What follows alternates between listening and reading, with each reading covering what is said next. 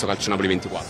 Guarda, prima di tutto siete carinissimi tutti voi, perché devo dire che c'è un collega che mi ha detto: se si semina professionalità e rispetto si raccolgono le stesse cose, e quindi posso dire sicuramente di aver raccolto tantissimo da voi, e di questo vi ringrazio. E poi naturalmente ringrazio anche tutti coloro che anche solo con un messaggio sui social, sono stati veramente tantissimi. Io non sono ancora riuscita a rispondere, un po' presa dall'emotività, perché in realtà questa cosa è successa un mesetto fa, ma ho cercato in tutti i modi di calmare le acque, o quantomeno di evitare che potesse trascendere. Purtroppo forse non c'è stata lungimiranza, dai, diciamo così. La cosa più importante è che abbiamo dimostrato di essere uniti e che siano arrivati veramente tantissimi attestati di stima e d'affetto anche da tutti coloro che ci seguono, perché siamo una squadra, e quindi tutti i tifosi del Napoli, ma proprio tutti quelli che amano questo sport, il calcio, che sanno sempre che